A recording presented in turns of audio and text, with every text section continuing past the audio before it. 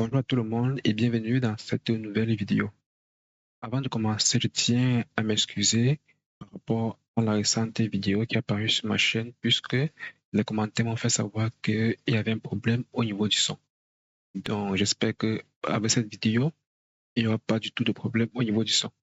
Aujourd'hui, nous allons donc créer un site web pour les fashion. Donc pour ceux qui aiment la fashion, pour ceux qui aiment les sites web de vente de vêtements, nous allons donc ici réaliser ce petit site web uniquement côté front-end. Donc, comme je dis toujours, ceux qui souhaitent approfondir, en fait, aller loin dans le développement, vous pouvez donc écrire un commentaire. Là, on pourra donc essayer d'implémenter les fonctionnalités back-end. Parce que mes vidéos, en fait, sont rédigées pour les débutants. C'est pour cette raison que je ne veux pas, j'évite, en fait, d'entrer proprement dit dans le back-end. Donc, aujourd'hui, on va juste s'arrêter là sur le front. Alors, comme présentation de notre site, nous avons ici en titre, en fait, à l'entête de notre site, on a ici Fashion, qui est en fait le nom ou alors le logo de notre site web. Et directement en bas, nous avons ici une barre de recherche qui permet en fait de rechercher les produits filtrés dans le cas où le backend est bien évidemment implémenté. On a ici ces petites navbar qui représentent en fait les différents boutons, si je peux les appeler ainsi. Donc, on aura ici Women, Men, les accessoires, les jeans, les nouveaux arrivages et ici les offres. Donc ici en bas, nous avons donc ces petits bandes roses qui affichent ici. Ça permet en fait d'afficher les différents. En fait, si nous sommes par exemple en période de Black Friday, comme maintenant, ou alors s'il y a des promotions, ici là, en fait, la bande permet d'afficher donc le type de promotion auquel nous avons affaire et le niveau de promotion. Et ici en bas, nous avons tout simplement ici une section héros qui affiche en arrière-plan salle pour dire que nous sommes ici, disons, en période de promotion. Et nous avons ici un petit slogan du site, un petit slogan qui permet en fait d'attirer les clients. Et directement en bas, nous avons ici les best-sellers dont dont les produits qui sont beaucoup plus mis en avant dans le site. On les aura donc ici best-sellers. Et vous voyez ici que sur en fait l'entête ici de ce best-seller de chaque produit, on a donc ici écrit best-seller et donc nous allons donc afficher ceci en utilisant du CSS. Nous avons ici le titre du produit. On a ici les différentes avis des utilisateurs, les notes. On a en bas le prix et directement en bas on a le bouton commande pour en fait effectuer la commande. Ici, nous avons ici la possibilité de pouvoir effectuer les achats en catégorie. Donc, si la fonctionnalité backend est implémentée, on aura le choix ici, la possibilité ici, en cliquant sur une catégorie ici, on pourra avoir accès donc à la catégorie aux différents vêtements qui appartiennent à chaque catégorie auquel on souhaite avoir accès. Directement ici en bas, nous avons donc ici une section de contact pour pouvoir envoyer par exemple une email disons, à l'entreprise ou alors pour pouvoir accéder à la communauté. Donc, ça joue un peu le rôle de newsletter. Et vous avez ici une image qui est en fait mise ici en arrière-plan. Donc, cette image ici, je vais donc l'importer sur un site que j'ai trouvé en ligne et j'ai donc récupéré en fait cette image ici qui sera donc positionnée ici en arrière-plan. Et enfin, nous aurons ici notre footer avec les différents boutons, les différents liens. Ici, on a ici une petite description du site, donc il y a Story, Karen, Store, Locator. On a ici les différents services que nous offrons, donc la possibilité de contacter, d'avoir les informations et aussi les informations à propos des échanges ou alors des retours clients.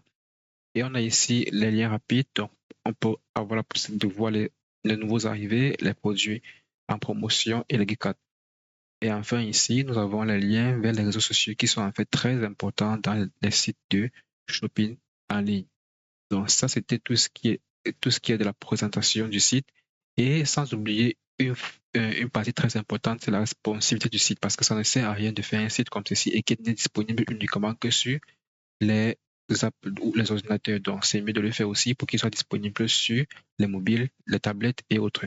Donc pour pouvoir regarder la responsive ici, on peut, on peut accéder ici, on peut donc inspecter le site et on voit ici que le site ici est très bien responsif. Pourquoi est-ce que c'est responsif? Parce que ici, lorsque nous sommes par exemple ici réduits, on a ici l'iPhone SE, on a la possibilité ici de voir ce petit bouton de menu ici En cliquant sur ce bouton du menu, on peut donc avoir accès aux différents boutons de la navbar. Et en cliquant sur un bouton, on voit ici qu'on n'accède à rien. Pourquoi? Parce que cette fonctionnalité donc n'est pas implémentée. Donc, je vais actualiser le site ici.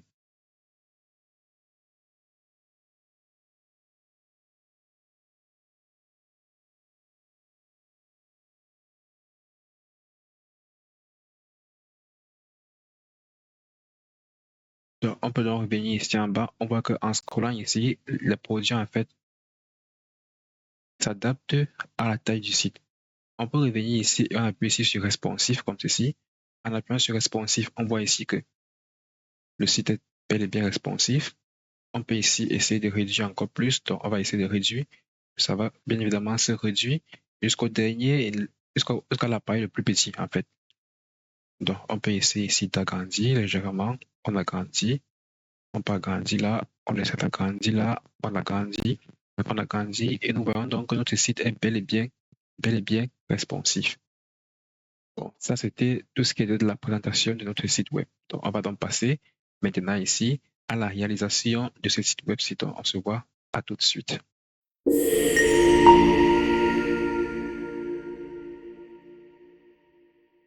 Pour pouvoir donc réaliser ce site avec succès et sans avoir de problèmes au cours de la réalisation, j'ai donc créé au préalable un fichier, un dossier sur mon bureau que j'appelle shop 1.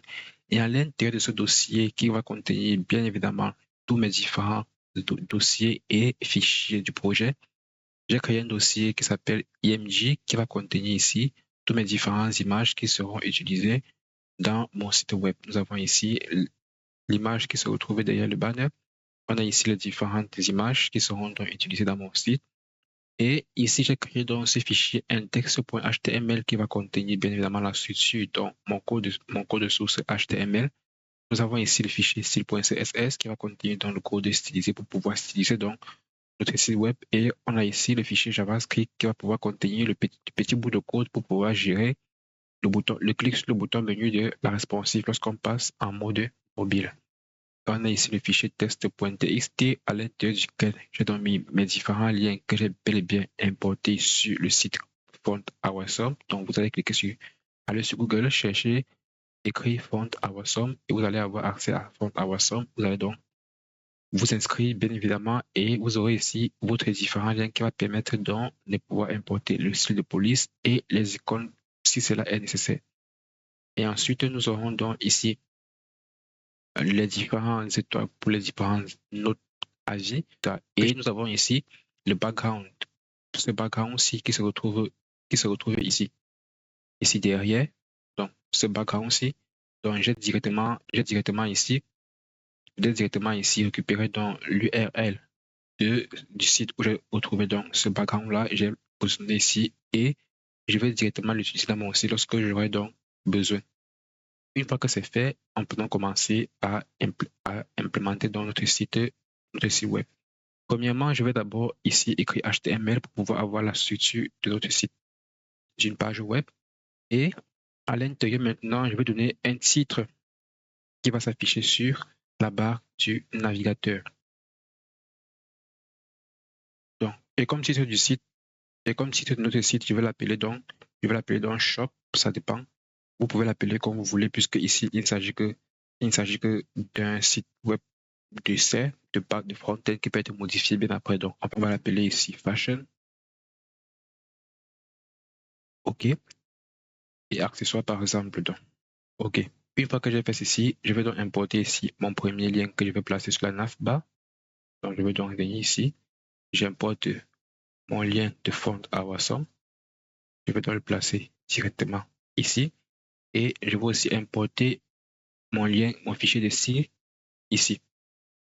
OK, je dois importer tous mes différents éléments. Je vais commencer avec le body. Dans le body, je vais commencer par créer le header. Donc, je vais écrire ici one header, bien évidemment, qui sera donc ici un div.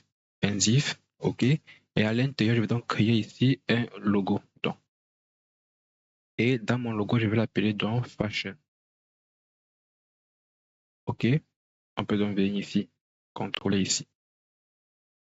On peut actualiser la page et on obtient donc ceci. pour pouvoir travailler en regardant directement ce que je suis en train de faire, je peux donc réduire. Je peux donc ici essayer de réduire mes différents éléments. OK. À ce niveau-ci, on est bon. Après le fashion, on avait donc quoi? On avait dans la barre de recherche, donc je vais créer ici une div que je vais l'appeler ici search. Et à l'intérieur de search container, je vais mettre ici une input type que je vais appeler ici input. Search bar.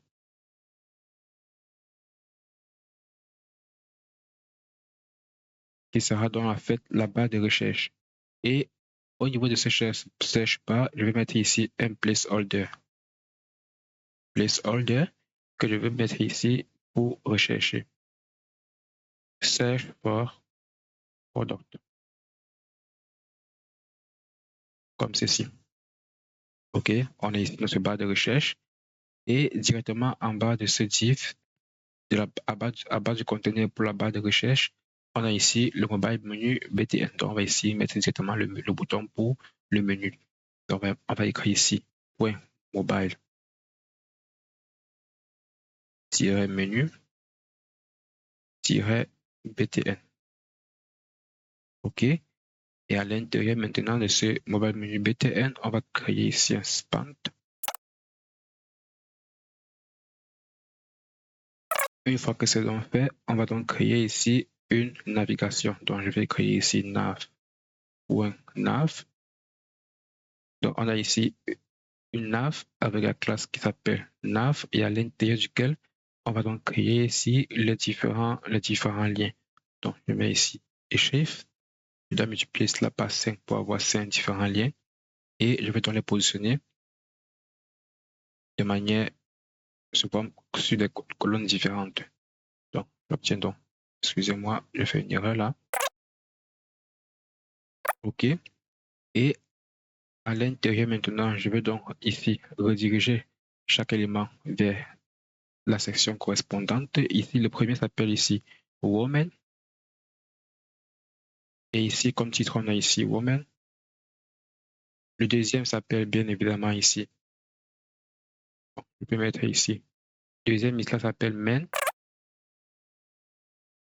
Troisième lien ici. On a ici les accessoires. Donc,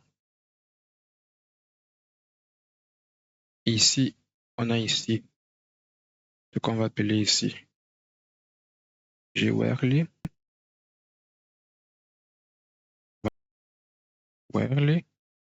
Et ici, on aura donc ce qu'on va appeler ici les nouveaux les nouvelles arrivages, donc New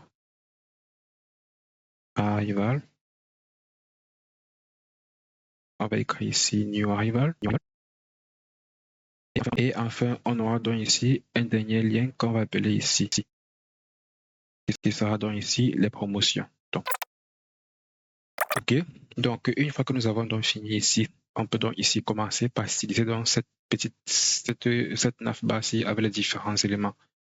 Bon, pour pouvoir donc styliser cette navbar-ci avec les éléments, on va donc ici accéder à notre fichier de style, donc style.css, comme ceci. Dans le fichier style.css, on va d'abord définir ici le style de base pour toute la page, Donc, on a ici, on met ici la margin de 0, padding ici 0, box sizing, border box, on a ici font family, on va prendre, prenons par exemple la police, elle s'appelle Helvetica, virgule, Arial, sans serif. On va donc avoir cette police ici. Ensuite, on va donc s'attaquer ici au body. Ici, puisqu'il s'agit du body, le body, on va laisser le body comme il est, on va laisser le body et on va ici toucher ici le id, autant pour moi. Donc, on va récupérer la classe. On va mettre ici un point id. On met le point parce qu'il s'agit bien évidemment d'une classe dans le HTML. Par contre, si s'agissait d'une balise, on devait directement écrire ici id sans mettre le point devant. Si s'agissait en fait d'une balises. Premièrement, on va définir le background color dans la couleur d'arrière-plan ici. On va bien mettre cette couleur ici. Ensuite, on va mettre ici un padding ici à 20 pixels en abscisse et en 0 à notre donnée. On obtient ici 20 pixels en espacement ici à notre donnée et puis ici en abscisse en 0. Et on a ici un box shadow 0, 2 pixels, 5 pixels, RGBA, un effet de flou 0.1. Ok, vous voyez cela qu'il y a déjà ici un petit dégradé qui s'est détaché de l'arrière-plan ici. Et on voit donc ce petit changement-là à ces niveaux. Après ça, on va toucher ici au logo. Donc, on va toucher ici au logo, fashion, un logo. Et ici, au niveau du logo, on va commencer par augmenter la taille du logo. Donc, font size 2.5.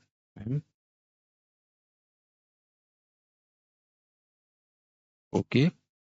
On va changer aussi la couleur du logo ici. Comme couleur, on va mettre ici cette couleur-ci, FF 4181. Ensuite, on va aligner le test au centre. Donc, test align center. Le test est positionné au centre. On va mettre le test en gras. Donc, font-wedge bold. Ensuite, on va donc mettre la marge par rapport au test et la barre de recherche qui est en bas. Donc, margin bottom 20 pixels. OK. Lorsqu'on a maintenant fini avec le logo ici, on va s'attaquer ici à la barre de recherche. Donc, search container. Au niveau du search container, on va commencer ici par mettre ici un display flex. Justify content. On met ici en center. On met ici margin 20 pixels 0. Et on va maintenant s'attaquer ici à la search bar proprement dit. Donc, on va revenir ici. On va copier ici search bar. Au niveau de la search bar ici, on va donc ajuster la taille de la search bar. Donc, on va mettre ici la taille ici à 50%. Donc, ça va prendre 50% de la page en fonction de l'exposition de la page. Bien évidemment, ça a pris 50%. Et au niveau du padding ici, on va mettre 12 pixels et 20 pixels. Au niveau des bordures, donc border ici, on prend 2 pixels. Donc, ici, on a encore défini ici la bordure. On définit la bordure ici avec l'épaisseur de 2 pixels. Pour pouvoir visualiser dans cette épaisseur de 2 pixels, on va donc mettre ici la solide pour pouvoir visualiser. Et on va donc définir donc la couleur de la bordure. OK. La bordure qui est transparente, qui est légèrement noir transparent. OK.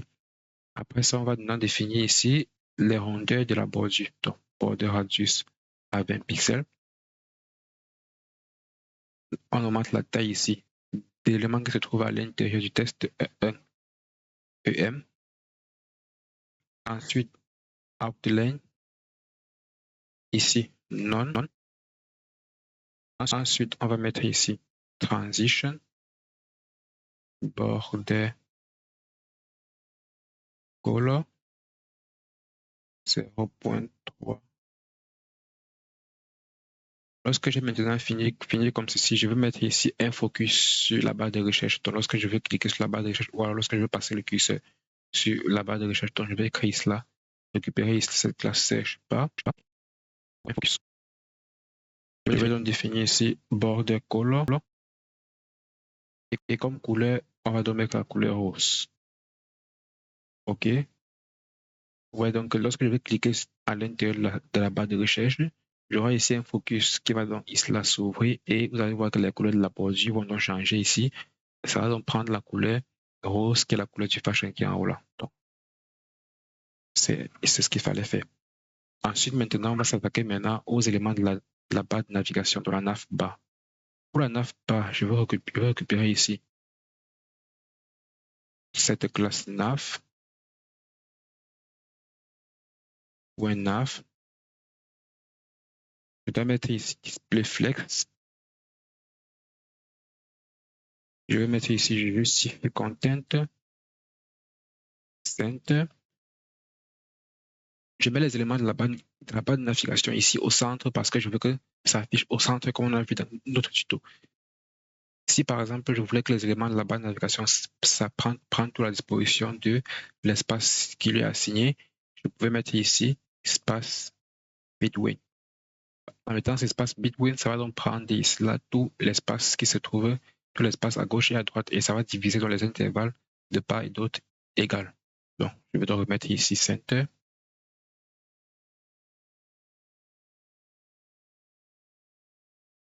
Ensuite, je vais donc mettre ici un gap de 20, donc gap 20 pixels.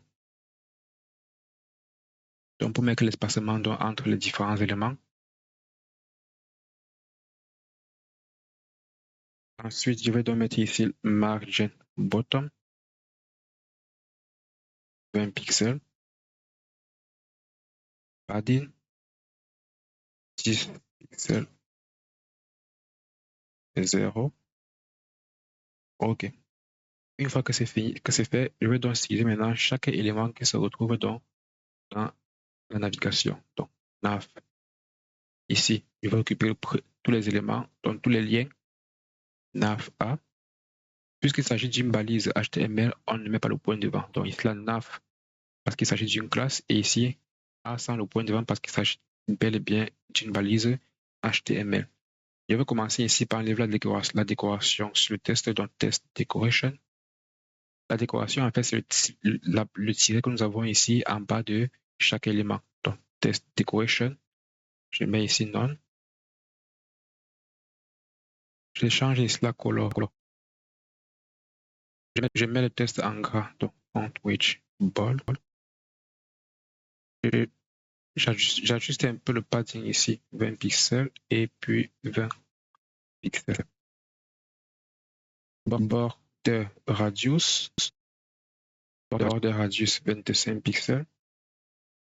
Le border radius ici à 25 pixels, c'est pourquoi? Parce que je suis en train de vouloir en fait mettre ici, disons, les rondeurs ici là sur chaque lien. Donc sur chaque lien ici là, sur chaque lien en fait, il y aura donc un petit, donc disons, un arrière-plan ici en fait derrière chaque lien.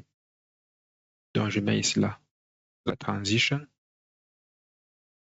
Si vous voulez, je peux mettre ici un background color pour voir un peu ce qu'il en est. Donc, par exemple, comme ceci, vous voyez donc ce que j'obtiens ici. Donc, c'est pour cette raison que ici, j'ai mis le border radius ici là à 25 pixels. Pourquoi ici, les rondeurs ici là soient à 25 pixels. Par contre, ici, ce background ici que j'ai mis ici, je veux l'enlever et je vais peut-être le mettre lorsqu'on doit, par exemple, passer le curseur de la souris sur le bouton vous mettre avant que l'arrière-plan maintenant doit apparaître avec cette couleur ici. Donc, j'ai juste mis ça pour que vous puissiez voir ce que je suis en train de faire. Donc, je vais donc continuer ici avec une légère transition. Donc, transition. Ensuite, je veux maintenir la position ici en relatif. OK. Maintenant, je vais gérer ce que est en train de dire tout à l'heure. Donc, le hover. Donc, lorsque je passe le curseur de la souris sur chaque bouton, qu'est-ce qui se passe? Donc, je mets ici 2 points hover, comme ceci. Et pour le hover maintenant, je veux enlever tous ces éléments ici en haut puisqu'ils ne me servent à rien. Je vais justement laisser le background ici. Et ici, le background, je vais l'enlever ici en haut. Je vais laisser comme ceci. Et si je passe par exemple le curseur de la souris sur chaque bouton, vous allez voir, ça va changer de couleur. Vous voyez voir, l'arrière-plan ici apparaît en rose. C'est à cause de ce hover ici. Et je vais donc changer aussi la couleur du test qui va donc passer ici en blanc. Donc, je vais mettre ici color. Après la couleur, je vais mettre une autre animation. Donc, je vais l'appeler ici transform. Translate Y. Donc, je vais mettre ici une animation suivant l'axe des ordonnées. Et enfin, je dois mettre enfin un box shadow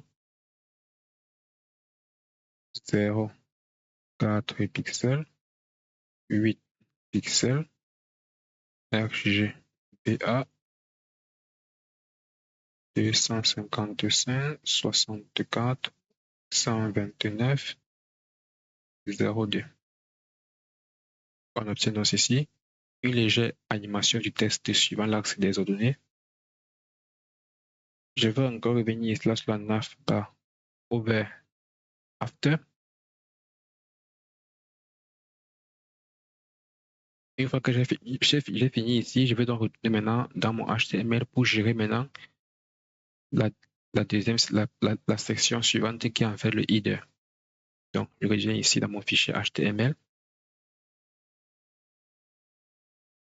Et une fois dans mon fichier HTML, je vais commencer par créer. Donc, je vais donc créer ici ce que je vais appeler. Je vais créer ici une div. Donc, que je vais appeler une div qui va contenir une classe qui va s'appeler ici seul-banner.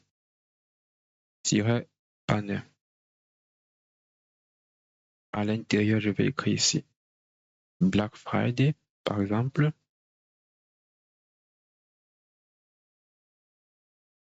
Black Friday, hop, tout 50% d'offres, bien évidemment. Mais ici, à l'intérieur, un petit message, en fait, frais shipping. On met, par exemple, ici, $50 pour tout achat. Bon, on va laisser ainsi. Et après ça, maintenant, je vais passer ici à la section Hero Banner. Proprement dit, ton point Hero-banner.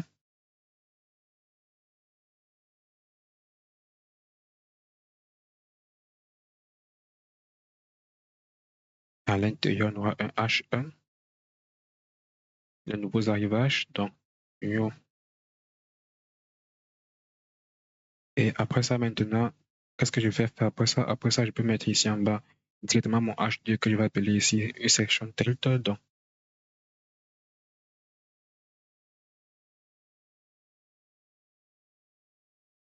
alors, une fois qu'on a donc fini avec les différents éléments de la nav du header, on va directement passer au style. Donc, on va commencer à styliser dans cet élément-là.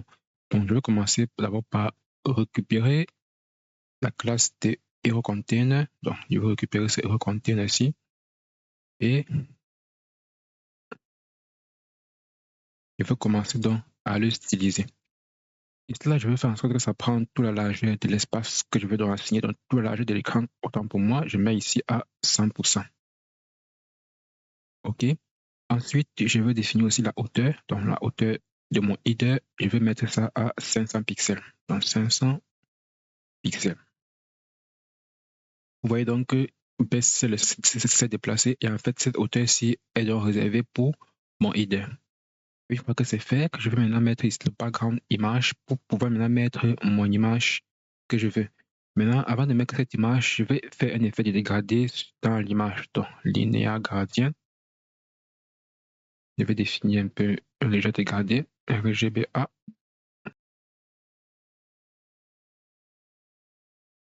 Je vais définir en fait l'URL pour l'image. Je vais entrer dans le dossier IMG et je vais récupérer le background BG qui est en fait le background de l'image. Vous voyez ici, image BG. Ok, bon. Pour le moment, en fait, l'image n'est pas encore visible. Je ne sais pas pour quelle raison. Bon, attendez. Ok, parce que directement ici, il y a une virgule. Donc, je mets la virgule ici.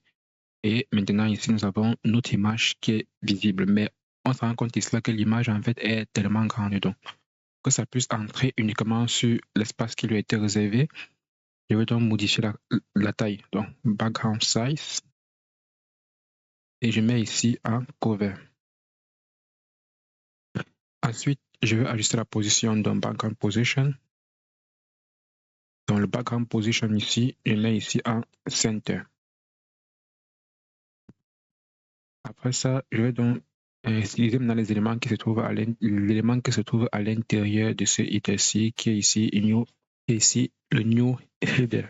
Pour le header maintenant, je vais donc faire ici display flex.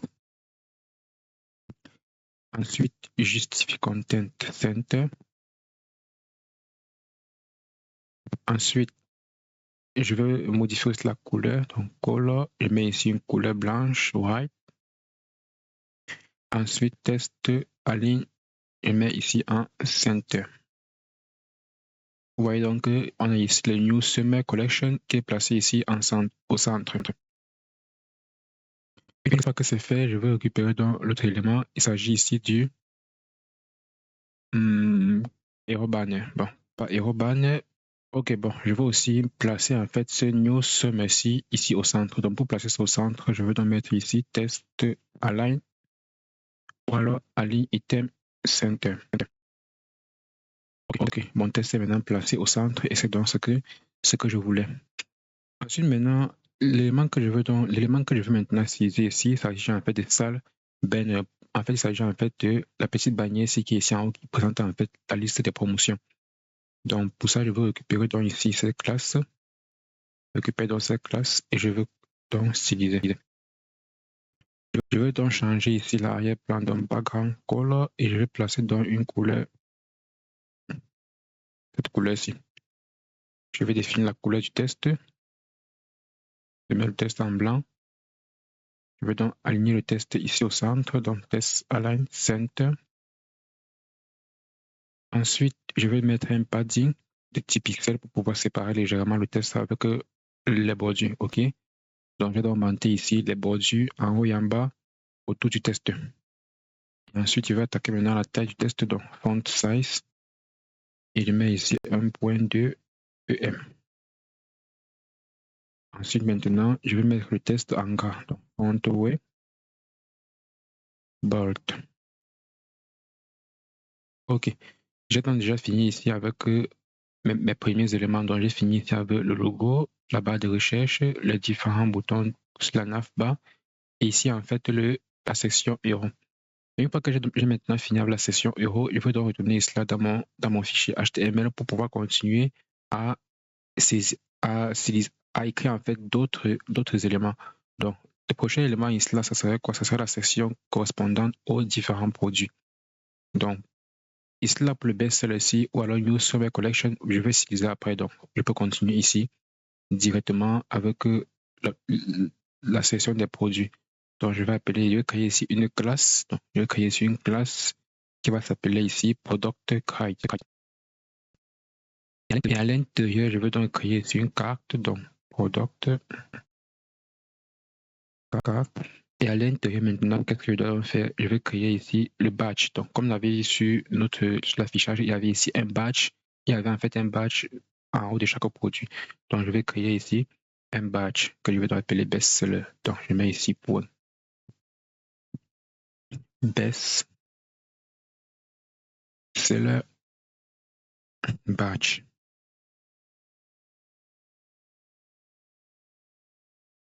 Et dans le best-seller badge, je vais tout mettre à l'intérieur best-seller, comme ceci. OK. Et ensuite, maintenant, la suite, je dois maintenant mettre ici mon image, donc IMG. Et dans le IMG, je peux donc switcher dans image et je vais récupérer la première image. Et si par exemple l'image n'est pas affichée, bon, ici on voit que l'image est affichée. Par contre, si l'image n'est pas affichée ici, on doit mettre ici image. Donc c'est un peu ça. Donc si là par exemple je supprime l'image, on aura ici image. Donc là, je vais remettre l'image à sa place. Après l'image, maintenant, qu'est-ce que je dois faire? Donc, après l'image, je vais mettre ici un H3 pour pouvoir mettre le titre du produit. Donc, je mets ici H3. À l'intérieur du H3, il y a bien évidemment une classe. Et cette classe-là va s'appeler ici Product Alter. Et comme titre de produit, je mets par exemple ici donc, un produit par hasard floral. Une fois que c'est fait, je dois maintenant mettre ici mes différentes notes, donc mes différents boutons Start pour pouvoir afficher la note. Donc, pour ça, je vais donc mettre dans une div que je vais appeler ici Start. Bon, Start ici là, ça ne vaut pas la peine de mettre S, de mettre T, on met plutôt Start comme ça avec R. Je vais donc revenir ici dans mon fichier test et je vais donc copier ici mes étoiles. Et je vais donc placer ici dans mon fichier index. Ici à l'intérieur. On a donc ici mon fichier stat à ce niveau-ci. Après avoir fait ça maintenant, je veux maintenant mettre ici un paragraphe qui va donc contenir ici une classe pour le prix. Donc, product price. Y compris, par exemple, on peut mettre ça en euros, donc je mets ici, par exemple, 79,99 euros.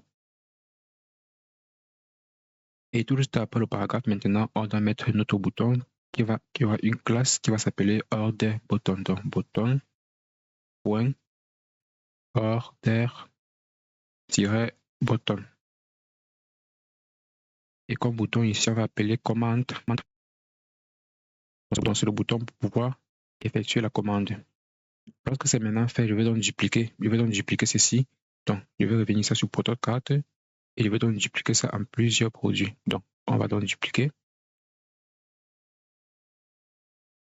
Lorsque je duplique maintenant, bon, je peux maintenant essayer de modifier d'autres éléments. Donc, on se retrouve après les modifications. Bon, je vais juste modifier les prix pour que ça soit un peu, pour que ça un peu l'aide d'avoir les prix différents. Donc,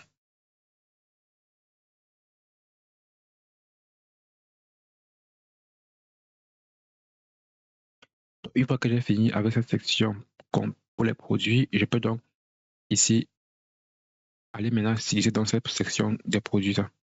Bon, au niveau de la section produits maintenant, qu'est-ce que je dois faire?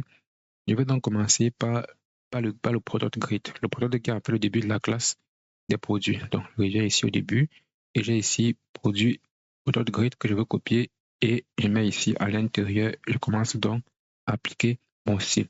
Je mets ici une display ici. Grid.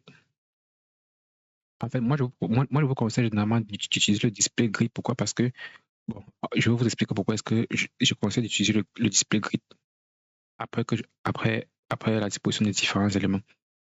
Ici, on va mettre ici grid template. On va mettre ici repeat. À l'intérieur, on va mettre autofit.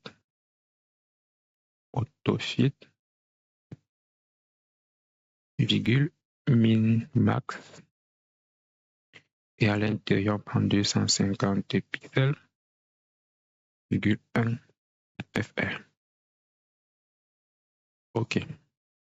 Après ça, maintenant, on va faire un gap 30 pixels, bien évidemment. Ensuite, je mets ici un pad 40 pixels. Et je mets ici un arrière-plan background color. Je vais donc définir ici une couleur arrière-plan F8, F8, F8. OK. Vous voyez donc comment est-ce que les éléments sont donc affichés. Pourquoi est-ce que les éléments sont affichés comme ceci? Les éléments sont affichés comme ça parce que lorsque ici, là, je mets par exemple ici un display grid. Display grid permet en fait ici d'afficher en fait les éléments sur toute la largeur de la page. Et lorsque les éléments ici remplissent la largeur de la page qui a été définie, ça fait automatiquement un saut de ligne, donc ça part automatiquement à la ligne pour afficher la suite des éléments. Comme par exemple ici, ça a affiché par exemple ici, disons, ces trois images ici, et il n'y a plus l'espace à droite. Et comme il n'y a plus l'espace à droite maintenant, ça va donc afficher le reste d'éléments à la suite de la ligne. Donc, c'est un peu ce que c'est mon display qui ça permet de positionner automatiquement les éléments sur la largeur de la page.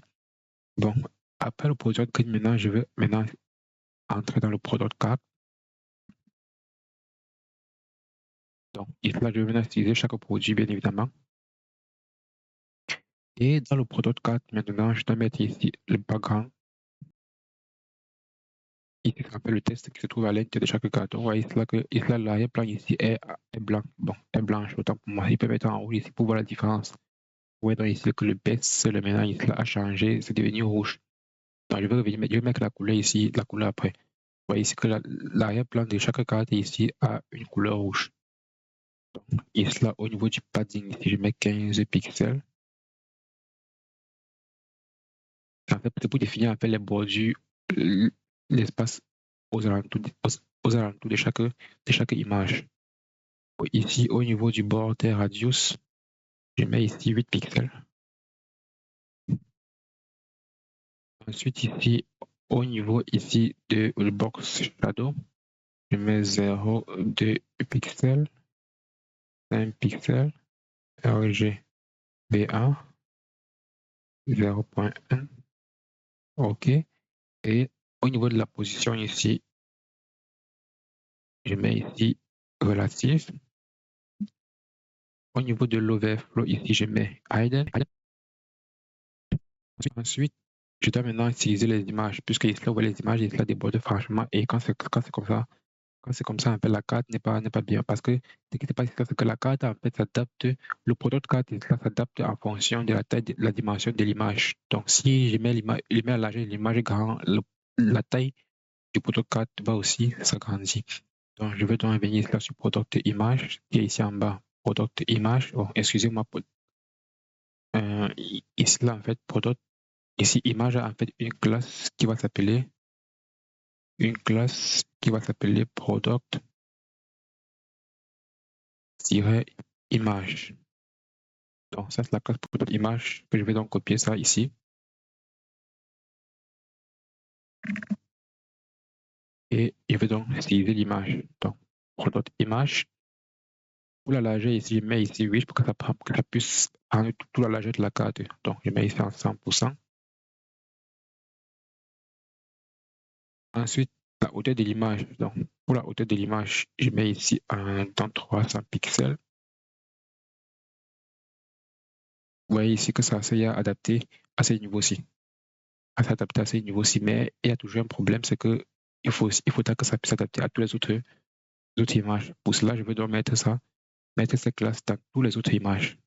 Donc, je mets ici cette image ici. Ensuite, je vais donc coller mon produit image à l'intérieur. Vous voyez là, on a donc maintenant ce résultat-ci. Maintenant, je vais appliquer ici un object fit cover. Le border radius. Donc, je vais mettre les rondeurs, les arrondis au niveau de l'image, donc 4 pixels. OK. Et je vais mettre une transition. Donc, transition ici, je mets transform 0.3S. Et ensuite, je reviens maintenant ici là sur product image 2.over. Donc, lorsque je vais passer le curseur de la souris sur product image, plutôt sur product 4, autant pour moi, product 4. Donc, je vais donc appliquer ici une légère animation à toute la carte et aussi à l'image. Ici, c'est le over, ici là, c'est sur la carte. Donc, over, comme ceci. OK. À ce niveau-ci, je vais définir ici une transform scale 1.05. OK. On obtient donc cette petite animation-ci au niveau de l'image.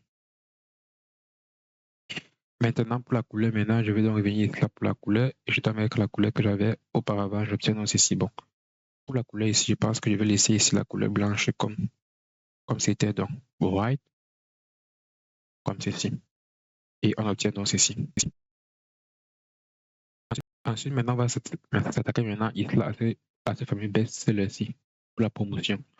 Donc, pour la promotion, je reviens sur best-seller batch, copier ici best-seller batch et je vais donc placer ici point best-seller batch.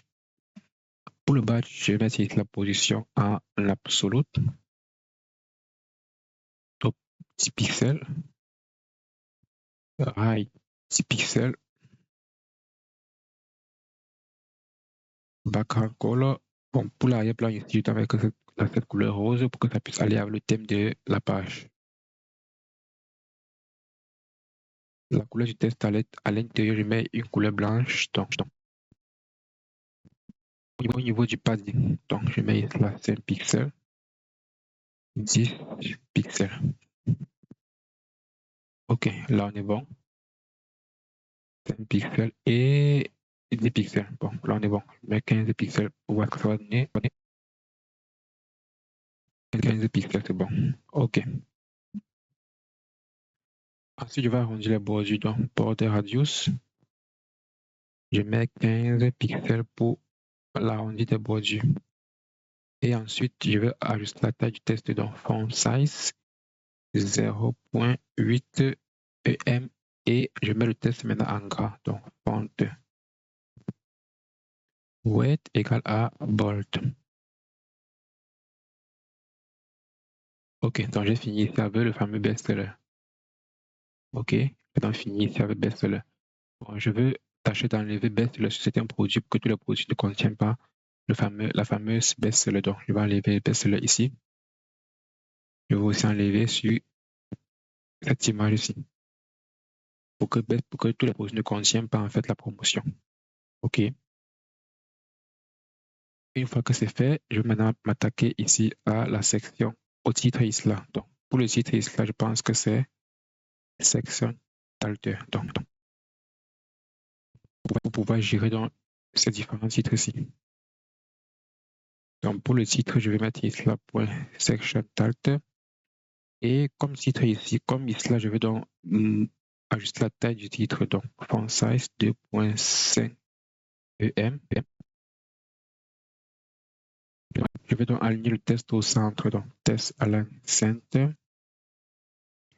Au niveau de la marge, je mets ISLA 60 pixels et 0 et puis 40 pixels. Gauche-droite au bas. Au niveau de la couleur ici, je mets la couleur dièse légèrement noire. Ensuite, au niveau de la position, je mets ici absolute ou alors relatif. Après, je vais donc mettre ici la test transform.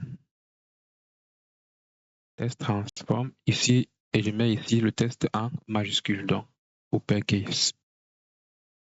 Et je vais séparer le test. Je vais séparer légèrement les caractères du test. Le test passing, je mets ici à 2 pixels pour séparer légèrement les caractères du test. Ensuite, lorsque je passe, bon, premièrement, qu'est-ce qu'on a ici? Premièrement, 2 points after. Dans ce fameux after, je vais créer donc un contenu fictif, donc content. Ici, je ne mets rien à l'intérieur. Ensuite, display block. Après le display block, et la largeur 80%. Pixels, autant pour moi. Ensuite, la hauteur à 4 pixels. L'arrière-plan, bien évidemment, donc background ici. Je mets la couleur, le thème de l'application. Et ici, au niveau de la marge, je mets 15% auto. Ok, vous voyez cela. Donc, je viens de créer ici un contenu. Ce contenu-là, c'est en fait cette petite barre ici qui est là, qui est ici en bas du test. C'est dans ça que je viens de créer ici. Je viens de créer ici. Bon, je vais augmenter légèrement. Je vais augmenter légèrement la taille, la longueur du tiret. Autant pour moi. Donc, je mets à 150. Là, c'est plus mieux comme ceci. Une fois que c'est fait, je mets maintenant ici. Bon, une fois que c'est fait, je vais donc passer maintenant ici au star. Le star maintenant, c'est quoi? Les stars maintenant, ce sont les différents icônes qui apparaissent ici en bas. Donc, je copie ici la point star.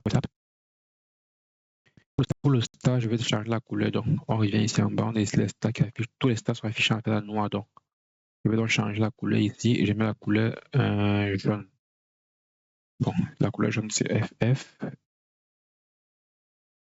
T700. OK. Ensuite, je vais maintenant gérer la marge ici là, à 5 pixels et 0. Bon, je peux aussi augmenter légèrement la taille, donc font size. Mais par exemple ici, 10 pixels. Donc c'est encore trop petit. Excusez-moi, mais ça a 30 pixels par exemple. Ok, bon, mettons ici à 20 pixels pour voir comment est-ce qu'on a. Ok, c'est bon à 20 pixels. Après les stars maintenant, je pense qu'après les stars maintenant, on va maintenant revenir sur les boutons. Bon, on va utiliser aussi les boutons parce que ici là, après start, on a le product price, on a le prix et les boutons. Bon, au niveau des boutons, on va donc copier ici le order button. Donc, on copie donc ici. Order button. Dans le order button, on a ici la taille, la largeur du bouton, autant pour moi 100%. Donc, ça prend tout l'espace ici là qui lui est réservé ici à l'intérieur de la carte. Bon, au niveau du padding, il y a 12 pixels. et 20 pixels. Ensuite, on a le background de color. Donc, pour l'arrière-plan ici, on va mettre la même couleur du thème, comme ceci. On obtient donc ça. Ensuite, on va modifier la couleur du test. Bon, avec le test en blanc. Après le test, on a défini slash le border pour les bordures. On va aller dans les bordures du bouton. On va arrondir légèrement. Border radius 25 pixels. Au niveau du font weight ici, on doit mettre ça en bold. Pour le border radius, là, je vais réduire légèrement. Donc, le 25 pixels ne m'arrange pas trop. Donc, je vais mettre ça ici à 15 pixels plutôt pour voir. Ok, on peut laisser ici à 10 pixels. Ok, à ce niveau-ci, on est. Ok, je vais laisser ici le bouton comme ceci, que ça ne soit pas trop rond. Je vais mettre ici la curseur pointe pour que, en mettant le curseur sur le bouton, le curseur change de style. Ok. Je mets ici une légère transition ici, donc transition all 0.3S et je veux donc ajuster la marge ici en margin top. Bon. Margin top à 10 pixels. Ok, bon, à ce niveau-ci, on est bon. Bon, le prix peut rester comme ça, on peut laisser le prix comme ça, mais bon. Mettons ici un petit over sur le bouton. Donc, en passant le curseur là sur le bouton, qu'est-ce qui se passe? C'est important puisqu'on est ici avec le style over. On va justement changer la couleur, donc background color. On va mettre ici une couleur F0057. Bon, c'est un peu le rose plus foncé. Transform, translate. Bon, je mets ici une animation suivant l'axe des données à moins 5 pixels. Donc, on voit ici qu'en faisant comme ceci, le bouton va se déplacer légèrement suivant l'axe des données de moins 5 pixels. Bon, ici, je vais augmenter la taille du texte à l'intérieur du bouton, donc font size. Ou alors je peux laisser, je peux augmenter la taille lorsque je passe le curseur sur le bouton, donc font size. Ici, en 23 pixels. Vous voyez ici.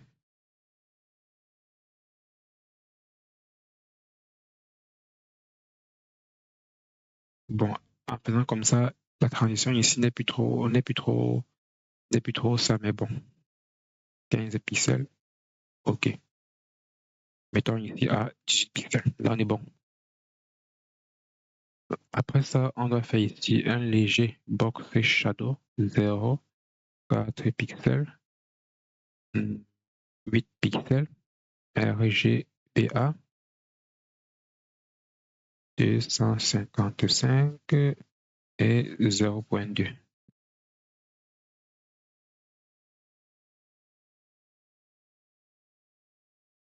OK, bon, là on est bon.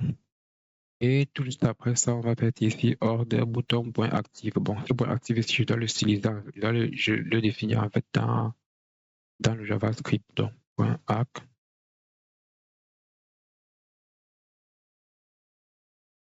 Transform. Slide. Y. Je mets à 0. OK.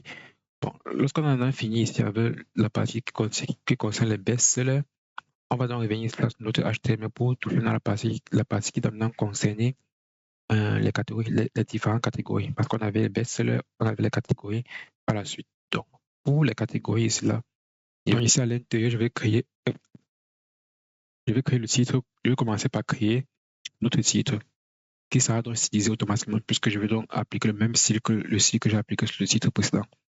Donc, je dois mettre ici h2.section title et à l'intérieur, je mets ici shop by category. Vous voyez là que shop by category automatiquement prend directement le style du texte précédent parce que j'ai utilisé la même classe que j'ai utilisé la classe du titre précédent. Et une fois que c'est fait, je dois mettre ici une catégorie grid. Donc, point catégorie, point catégorie grid. Ensuite, je mets ici catégorie 4, point catégorie 4. À l'intérieur, je veux donc ici importer l'image, donc img, image, et comme image, je ne sais pas quelle image mettre, je mets cette image ici, et au niveau de alt, je mets ici image. Au niveau de l'image, il y a bien une classe qui sera donc catégorie image, donc classe catégorie image. Après l'image, donc on aura ici un overlay, donc on va l'appeler ici catégorie overlay. À l'intérieur, excusez-moi, il s'agit en fait d'une classe. À l'intérieur, il y aura donc ici un H3. Je vais appeler ici woman pour les femmes, bien évidemment. Et ici, il y aura donc un paragraphe qui va permettre de pouvoir, un paragraphe pour pouvoir décrire dans ces catégories-là. Donc, p.catégorie description. Au niveau de la description ici, je vais donc revenir ici, je vais copier un texte ici. Je vais mettre ici lorem ipsum, lorem ipsum. Je vais donc récupérer ce texte-là pour la description. Donc,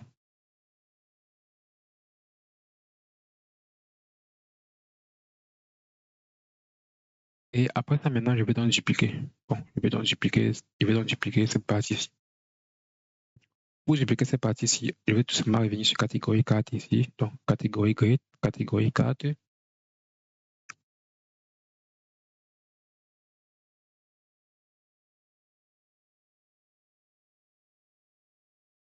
Avant ça, on va d'abord bien positionner les éléments ici. Catégorie overlay, ici, ça se trouve à l'intérieur de la catégorie 4, comme ceci. Donc, on va donc récupérer ici la catégorie 4. On va dupliquer ça ici.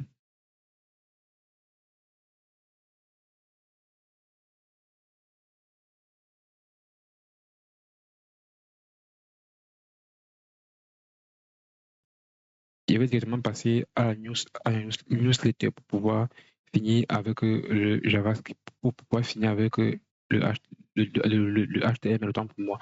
Donc, je vais créer ici une classe qui va s'appeler ici newsletter. Bon, newsletter. Dans la newsletter section, ici, on a un H2. Et le H2 ici, là, c'est newsletter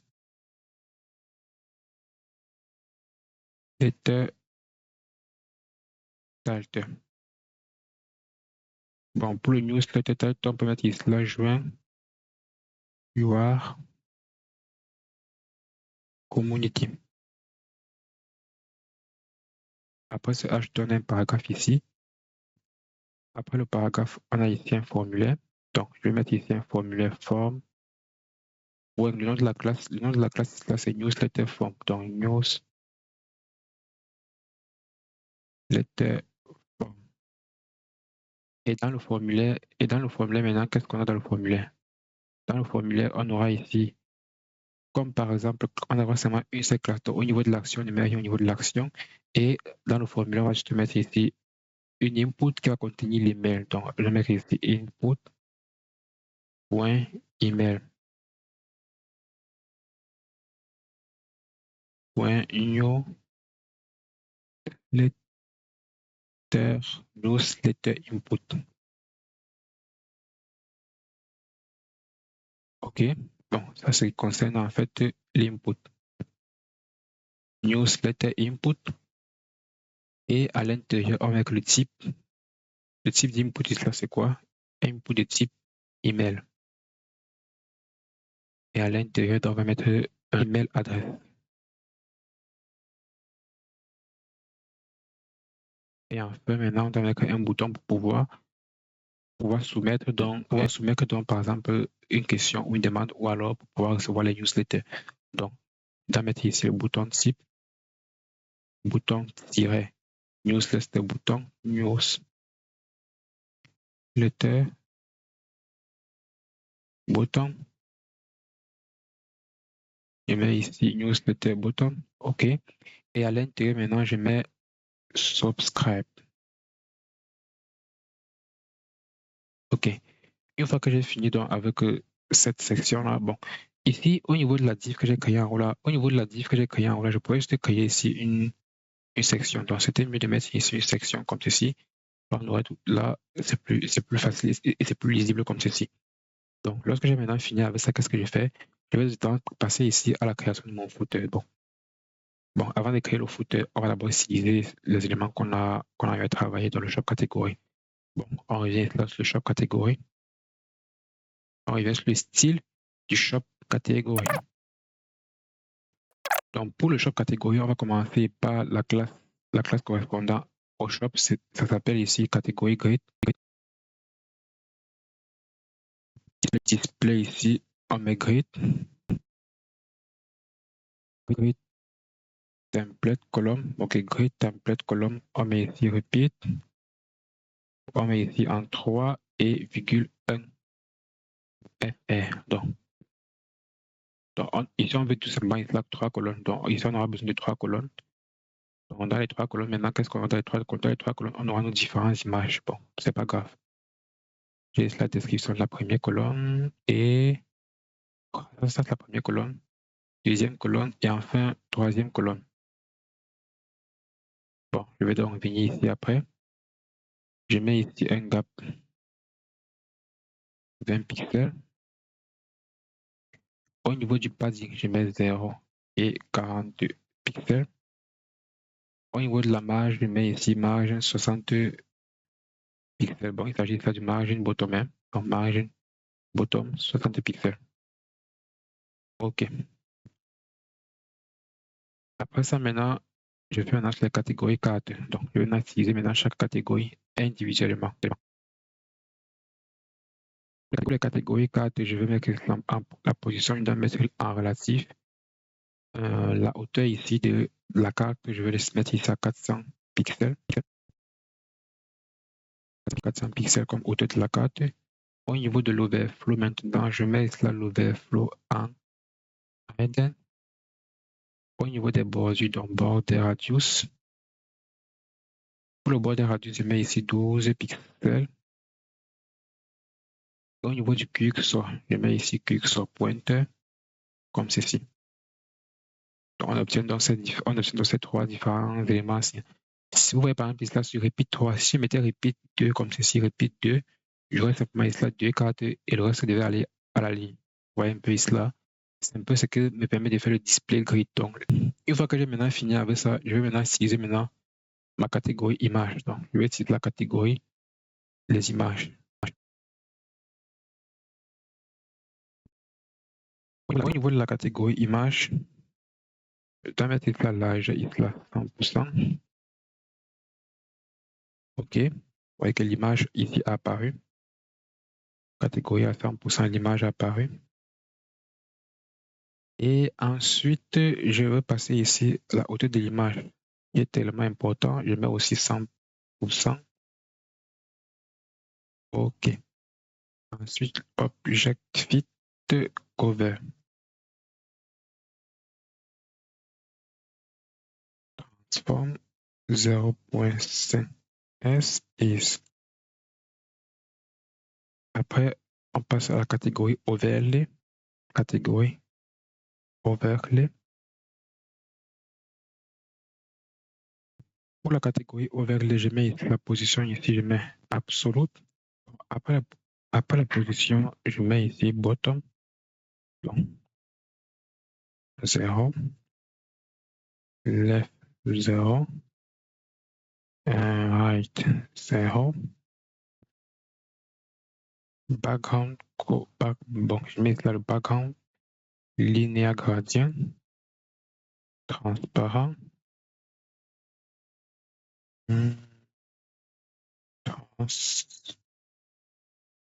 Parent. OK. RG BA.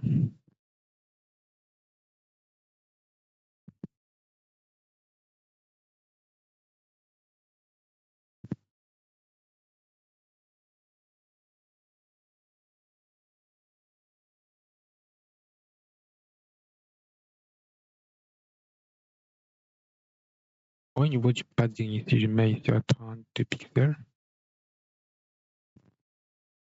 Au niveau du color, je mets white. OK. On a donc ici là gérer le test à l'intérieur de nos différentes cartes. Ensuite, on va gérer le titre de chaque test. Donc, c'est catégorie title. Je mets ici le font size 1,8 EM. Margin bottom 10 pixels. OK. Et pour la description, maintenant, catégorie description. Font size 1.1 EM. Au niveau de l'opacité ici, bon, on va mettre l'opacité ici à 0.9. OK. Bon, on va attaquer directement à la section newsletter qui est en bas. Donc, on va juste attaquer ici la newsletter section. Dans la newsletter section, on va mettre ici le background. Donc, background, linéa gradient,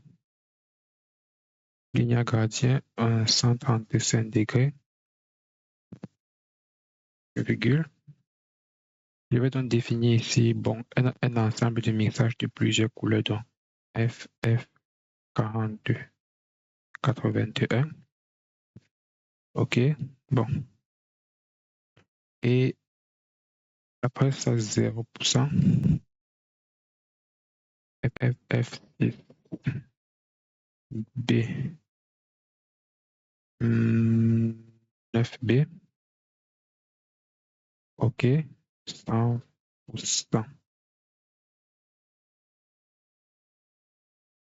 Bon, ça c'est un peu cette couleur ici. Bon, pour le padding ici, je mets ici à 100 pixels sur 40 pixels. J'allume le test au centre, test align center. Je change ici la couleur. Donc, couleur, je mets center. Bon, pour la couleur, je mets la couleur blanche. Au niveau de la position ici, je mets relatif.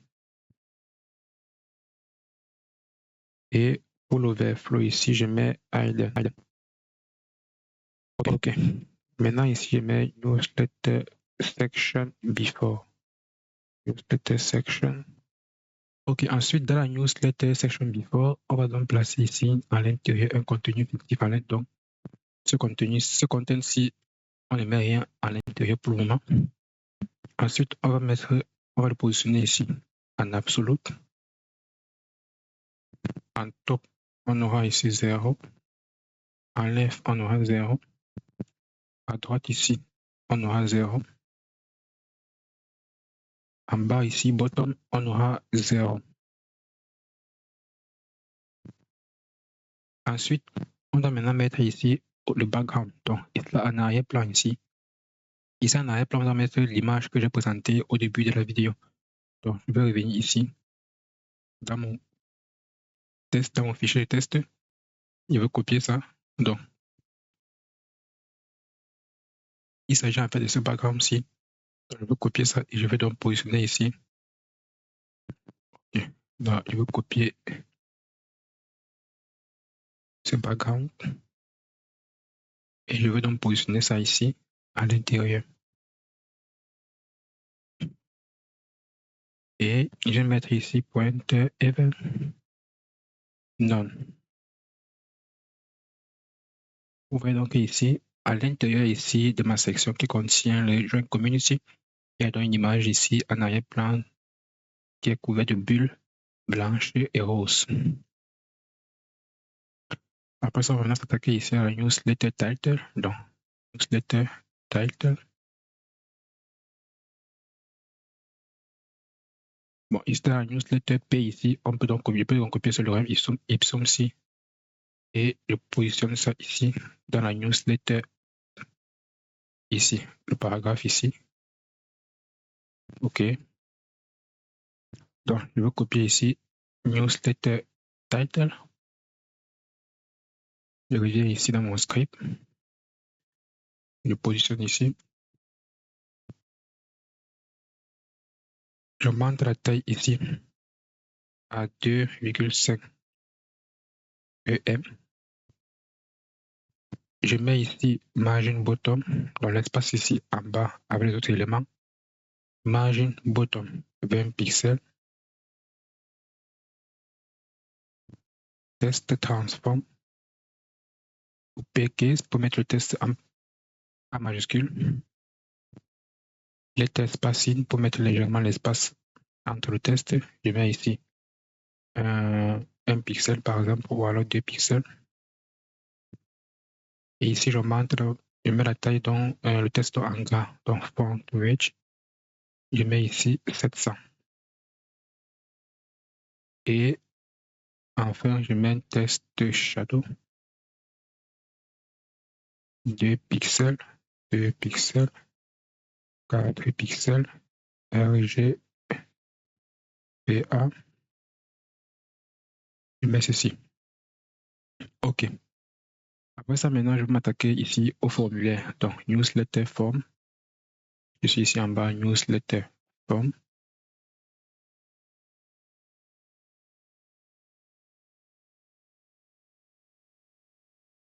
Pour le formulaire ici, pour la newsletter form ici, qu'est-ce que je dois mettre ici? Display ici, display flex. OK. Le max switch, dans la largeur maximale ici, je mets 600 pixels. OK. Ensuite, je vais maintenant gérer la marge. Donc, margin, je mets 30 pixels. Auto, 0. Et au niveau du gap ici, je mets ici 15 pixels. En position ici, je mets relatif. Z index ici, je mets 1.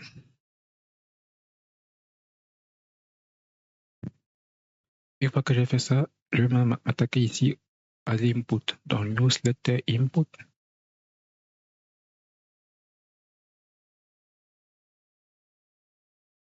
Dans l'ici la newsletter input, je vais mettre ici la flex à 1. Le padding ici, je mets ici 18 pixels, 25 pixels. Border, je mets ici none. Border radius, 30 pixels. Font size, 1.1 EM. Box shadow. Ici, je dois prendre 0, 4 pixels, 15 pixels, RGBA. J'espère que c'est bon. OK, là c'est bon.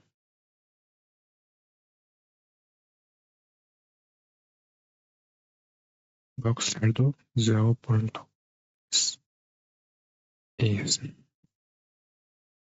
OK, j'ai donc fini ici avec mon input. Donc, j'ai fini ça, mon input. Maintenant, je dois mettre aussi un focus ici pour que lorsque je clique par exemple à l'intérieur, ici, bon, je mets ici point focus, outline, je mets ici none. OK. Ici, le outline ici, j'ai mis ça en none. Pourquoi? Parce que lorsque je clique maintenant ici, les bordures ici ne sont plus visibles. OK. Après le outline ici en none, je vais donc mettre ici un transform scale 1.02. Box shadow 0,6 pixels, 20 pixels, RGBA. Je ne sais pas si vous voyez ce qui se passe. Donc, en cliquant à l'intérieur de la zone de saisie ici, on a ici une transformation ici sur le test. Regardez par exemple ici. Vous voyez, là-bas, je vais zoomer légèrement en avant et ici derrière, il y a ici un espèce de flou, deux zones de flou ici là derrière là-bas, ici là, bon, vous ne voyez, c'est pas très bien visible, mais si je mets par exemple ici la couleur bleue par exemple, mettons une couleur bleue par exemple, pour que vous puissiez voir. Ok, mais par exemple ici une couleur bleue comme ceci. Vous voyez ici.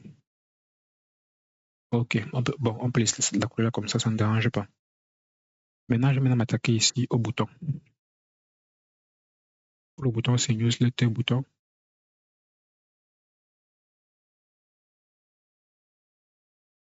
Au niveau du background ici, je vais mettre ici. Je mets ce background ici. Ok. La couleur du test ici, je mets la couleur blanche. Après le test, je vais enlever les bordures, donc border ici. Non. Après le border radius, ici, je mets 30 pixels. Ok. Après le border radius, je vais augmenter la taille du test. Dans le font size, je mets 1.1 EM. Le font weight, je mets ici 600. Après ça, je vais changer ici cursor pointer. Après le cursor pointer, je vais maintenant ici mettre une transition. All 0.3 S ici. Et je vais mettre ici un box shadow. Bon, pour le box shadow ici, je vais récupérer ceci. Récupérer donc ceci pour le box shadow et je le positionne ici. Test transform. Test transform. Je mets ici le test en majuscule. Après ça, maintenant, je mets légèrement l'espace entre les éléments du test, entre les lettres du test, dans letter spacing, et je mets un pixel. OK. Une fois que j'ai fini avec ça, je vais maintenant mettre ici une légère animation lorsque je passe le curseur de ma souris sur le bouton. Donc, over. Et pour le over ici, je vais justement changer l'arrière-plan. Donc, pour le background, je mets ici une couleur qui est légèrement claire et transforme. Je vais mettre ici une animation suivant l'axe des ordonnées, donc translate. Ici, je mets moins 5 pixels. Et enfin, et pour le box shadow, je vais justement récupérer ça ici. Et je vais dupliquer ici et je vais justement modifier seulement les éléments à l'intérieur. Donc, les pixels, bon, j'espère que c'est bon. Et 20 pixels. Ensuite, ici, on peut augmenter légèrement. OK. OK, là, on est bon. Et ensuite, donc une fois qu'on a fini ici avec cette section-ci, on va directement s'attaquer ici au footer. Bon, aux éléments qui restent en bas. Donc, jusqu'en bas, il restait uniquement le footer qu'on n'a pas encore implémenté. On va donc ici commencer à implémenter le footer. Donc, pour implémenter le footer, je vais revenir là. Ici à l'intérieur et je vais venir ici créer en fait la balise footer pour le footer. Et dans le footer, je vais créer une classe que je vais appeler footer grid. Dans le footer grid, je vais créer les différentes colonnes. Donc, footer colonne, point, footer colonne. Et dans le footer column, maintenant, qu'est-ce que je vais faire? Je dois mettre ici un H3 qui est en fait le titre et je vais l'appeler ici About Us. Et directement après About Us, je vais donc créer par la suite une liste, donc une liste d'éléments UL. Et à l'intérieur du UL, j'ai LI. À l'intérieur de LI, j'ai un point. Bon, on n'ajoute pas forcément les classes. Et ici à l'intérieur, il n'y a rien. Je vais donc dupliquer ceci. Je vais donc dupliquer ceci par 3. Et une fois que j'ai dupliqué par 3, il y a ici nos histoires. Donc, il y aura story.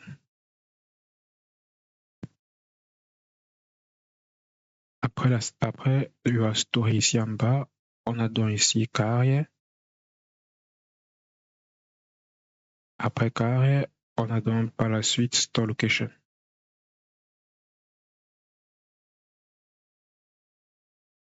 OK. Après ça, maintenant, je vais donc revenir ici directement à l'extérieur de le footer column ici. Je vais donc dupliquer ceci, ce footer column. On va donc dupliquer. OK. Bon, alors on a un problème ici. Je n'ai pas besoin de l'intelligence artificielle pour m'aider. On peut donc copier ici le footer column. Donc, on va dupliquer le footer column.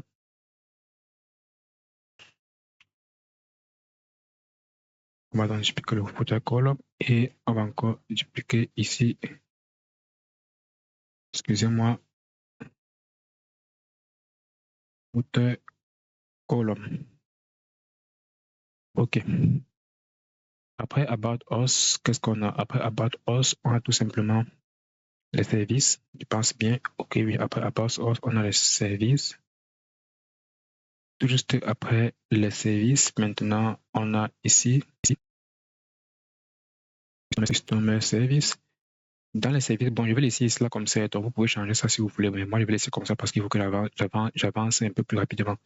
Donc, après le Customer Service, ici, on a le Kitty Link. Donc, on a la liste des liens qui va s'appeler Kitty Link. Donc,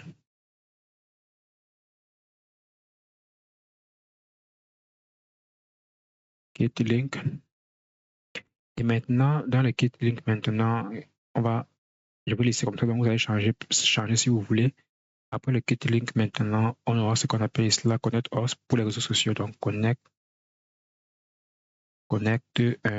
Social Network, OK, 8 TH 8 Us. On va maintenant ici enlever cette liste ici puisque la liste ici ne nous sert à rien. On va juste créer ici une div dans une classe qu'on va appeler ici social, donc social icon. Et à l'intérieur de ce social icon, on va donc créer un petit A. À l'intérieur de ce petit A, on va donc ici là récupérer les icônes de font Awesome. Donc, et point. Bon, si vous ne connaissez pas le code des icônes, vous pouvez aller sur le site de Font Awesome. Une fois sur le site de Font Awesome, vous allez tout simplement vous inscrire sur le site de Font Awesome. Lorsque vous allez vous inscrire sur le site de Font Awesome, vous allez copier, ils vont en fait vous fournir votre lien personnel. Donc, vous aurez ici votre lien personnel. Et une fois que vous aurez votre lien personnel, maintenant, vous allez aller dans la section icône. Et dans la section icône, maintenant, vous allez pouvoir choisir n'importe quelle icône que vous voulez et copier juste le code de l'icône et venir copier ici. Bon, puisque moi j'ai le code en tête, je vais juste écrire le code des icônes en tête. Donc, c'est FA. La première icône, c'est Facebook. Si vous voyez ici en bas, vous allez voir l'icône de Facebook qui doit apparaître ici. Ok, voici l'icône de Facebook qui est apparue juste ici en bas.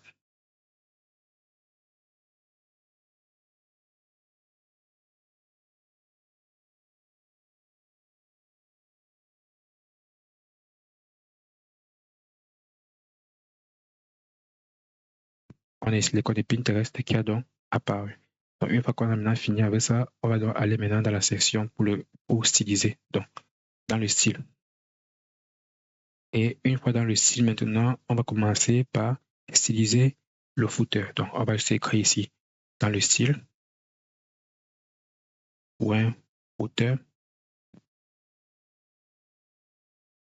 Bon, on va lever le point puisque cela footer sur une balise. Donc, quand c'est une balise, on va lever le point. Donc, footer. Et à l'intérieur, on va changer l'arrière-plan. Donc, background. On va donc placer cette couleur-ci comme couleur d'arrière-plan. OK, la couleur a changé. On va changer la couleur du test. Donc, color. Pour le test, on va avec le test en blanc, white. Et ensuite, on a ici un padding, 60 pixels, 40 pixels. OK. OK. Une fois que c'est fait maintenant, on va donc toucher le deuxième élément qui est footer grid. Donc, on va récupérer le footer grid. Vous pouvez décider, par exemple, après le footer, vous pouvez venir là, commencer à utiliser par exemple le footer column ou alors par exemple commencer à utiliser cela. Mais moi, je préfère aller en suivant en fait l'architecture. Donc, je pars d'abord dans l'élément qui contient tout le contenu. Une fois que j'ai fini l'élément qui contient tout le contenu, je pars avec l'élément suivant. Une fois que j'ai fini avec l'élément suivant, donc dès que j'aurai fini avec le footer grid, je vais m'attaquer maintenant à chaque contenu individuellement, donc à chaque colonne individuellement. Donc, je reviens ici et je continue ici dans mon footer grid. Qu'est-ce que je dois mettre dans mon footer grid? Donc, display ici, flex. Non, display grid, parce que si je mets display flex, ça va me déranger. Display grid et grid template column. Je vais juste mettre ici une répétition de 4 colonnes. Donc, mettons ici la 4 colonnes, 1 FR. Qu'est-ce qui se passe? On aura ici 4 colonnes. Si je mets par exemple ici 3 colonnes, on aura 3 colonnes. Et la dernière colonne va se mettre à la ligne. Vous voyez ici une colonne, 2 colonnes, 3 colonnes. La dernière colonne c'est donc mis ici à la ligne. Pareillement, si je mets 2 colonnes, les 2 dernières colonnes, on aura ici 2 colonnes. Donc, moi je vais par exemple 4 colonnes, je mets 4. OK, puisque j'ai automatiquement 4 colonnes. Après ça, je dois mettre l'espacement entre les différentes colonnes. Je mets ici un gap de 40 pixels. La largeur maximale ici, je mets à 1200. Donc, automatiquement, toute la largeur de la page, bien sûr. Et au niveau de la marge, ici, je mets 0 et auto. Donc, une fois que c'est fait, je vais maintenant m'attaquer ici là à chaque colonne individuellement. Donc, je prends ici le footer column. Et dans le footer column, qu'est-ce que je fais? Je vais utiliser le titre. Dans le H3. Donc, j'ai footer column. J'ai ici footer grid. Bon, qu'est-ce que j'ai fait? OK, j'ai ici. OK. J'ai ici footer column. Après le footer column, j'ai mon H3 ici. Donc, je reviens ici, je mets H3. Puisqu'il s'agit d'une balise, je ne mets pas le point devant. Et dans le footer column H3, je vais donc modifier la taille ici. Donc, font size, je mets 1.3 EM.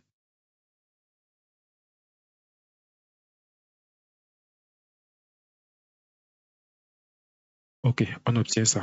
Après ça, je vais maintenant m'attaquer ici au footer column UL.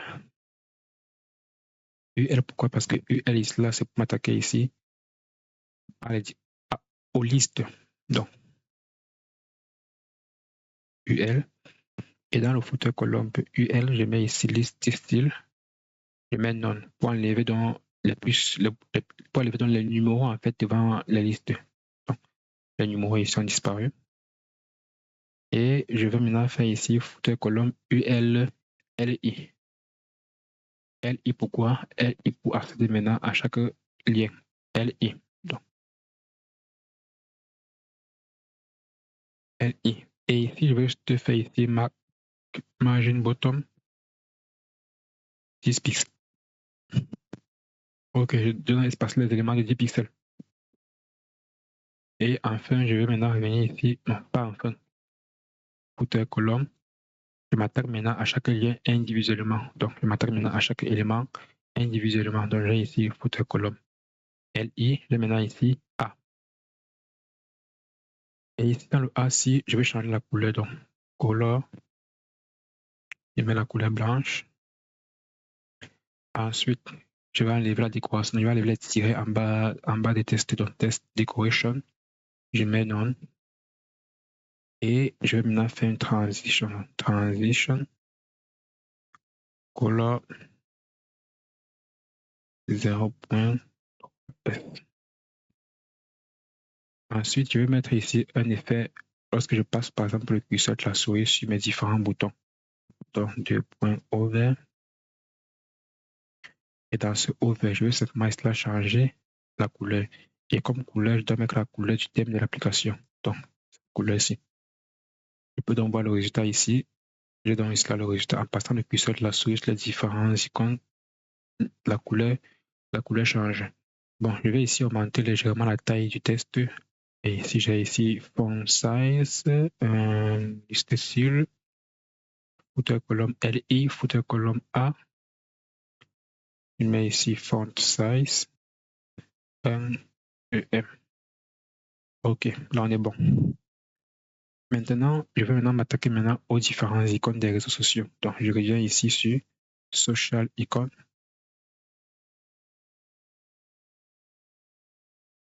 Donc, j'ai ici Social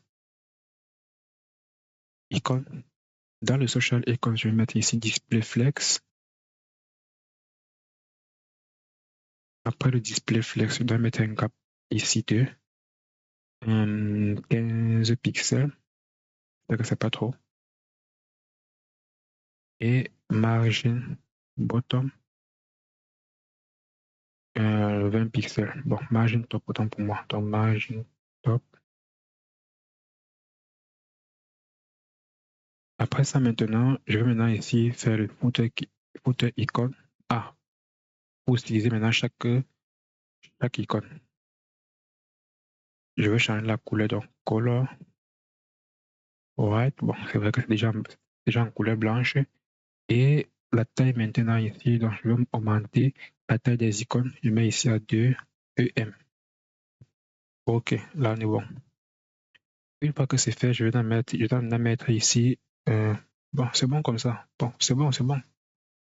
Là, c'est bon. Bon, là, c'est bon. Bon, à ce niveau-ci, on vient en fait définir avec, la partie qui concernait le style, l'écriture de l'application complète et le style. Donc, je peux donc ici agrandir comme c'est ma page. Et j'ai donc ici notre site qu'on vient en fait de réaliser et qui est complète en fait. Donc, une fois que j'ai fait ça, je veux donc maintenant gérer la responsive de ce site. Parce qu'actuellement, le site n'est pas encore responsive. Pourquoi est-ce que je dis que ce n'est pas responsive? Parce que si je réduis par exemple ceci, vous voyez cela que, bien évidemment, ici, la barre de recherche là est responsive parce que j'ai utilisé en fait le gap. Donc, j'ai mis cela display gap et gap, j'ai mis ce qu'il fallait. C'est ça qui va faire en sorte que la barre là est normalement responsive sans problème. Par contre, ici, vous voyez que les boutons de la navbar ici ne sont pas responsifs. Vous voyez là, ça déborde en fait, c'est pas responsif. Et ici, là, par exemple, le Black Friday ici, le titre pour la publication, pour la publicité des différentes offres de promotion, est ici, je peux dire là que c'est responsif parce que j'ai bien évidemment utilisé le display gap pour pouvoir faire en sorte que lorsque je réduis par exemple la fenêtre ou alors que j'agrandis la fenêtre, que ça puisse s'adapter en fonction de la page. Pareillement ici là que sur le header et pareil aussi pour les autres éléments ici en bas qui sont en fait tout à fait responsifs. Vous voyez même ici là, ça a essayé d'être responsif. Mais comme vous voyez ici à l'intérieur, le test ne suit pas. Donc le test déborde. Ça veut dire que c'est uniquement les cartes ici qui sont responsifs, mais le test à l'intérieur ne suit pas. Donc pour pouvoir gérer maintenant, même ici en bas, vous voyez que ce n'est pas totalement responsif parce qu'en temps normal, le bouton subscribe doit normalement se déplacer et se positionner ici en bas de la section de input. Donc, pour pouvoir maintenant rendre ce site-ci responsif, je veux donc revenir ici en bas et je veux donc travailler maintenant sur la responsivité normalement en utilisant les médias query. Donc, pour utiliser les médias query, c'est simple. Je veux donc revenir ici là, arrobas média. Bon, gros média ou alors média screen and max reach WIDH 768 pixels. Et à l'intérieur, je vais commencer par le logo. Donc, pour en ce qui concerne le logo ici, là, je vais donc diminuer la taille lorsque je réduis l'écran. Donc, font size, je mets 2 EM. Après le logo, maintenant, je vais m'attaquer maintenant à la search bar. Bien sûr que la search bar est déjà responsive. Moi, on ne sait jamais. Peut-être s'il n'est pas sur un appareil plus petit, ça serait plus responsif. Donc, je vais m'attaquer ici sur la search bar. Et au niveau de la search bar, je vais aussi réduire la largeur. Donc, pour le 8, ici, je mets à 90%. Puisque la taille, normalement, c'est la taille, puisque la largeur normale pour la search bar, c'est 100%. Donc, je mets maintenant ça ici à 90%. Je passe maintenant sur le menu mobile menu bottom. Je mets le mobile menu bottom ici, je mets ici display et je mets ici flex. Bon, dans le JavaScript, je vais créer ici premièrement une constante et cette constante là, je vais appeler ici mobile menu icon comme ceci, mobile menu icon. Et mieux l'écrire.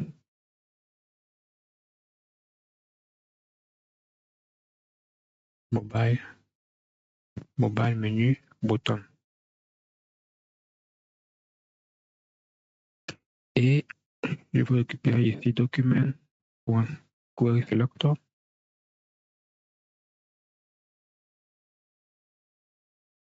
À l'intérieur, je vais en mettre ici à l'intérieur dans le style ce fameux mobile menu bottom. Je place ça ici à l'intérieur. Ensuite, je vais créer ici une constante que je vais appeler ici nav. Et à l'intérieur, le document.query selector. Pareillement ici, .nav. Après, mobile menu bottom, j'ajoute ici un événement de clic. Et bon, là, je crée ici une fonction qui ne prend rien en paramètre, par contre, qui doit donc pointer vers une classe liste 10 ou classe liste, bon, c'est classe liste.google. Et à l'intérieur, je mets le fameux actif que j'ai mis dans le site de l'autre côté, donc actif.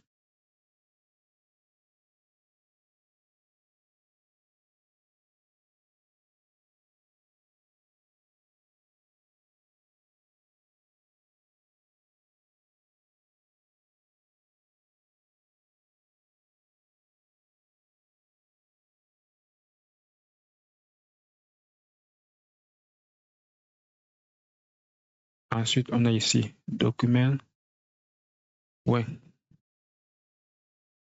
event listener. J'ajoute ici un événement de clic.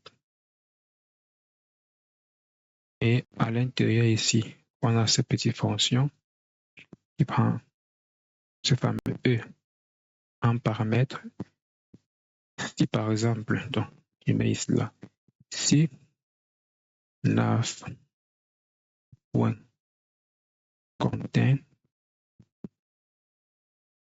E.target et mobile menu bottom E.target,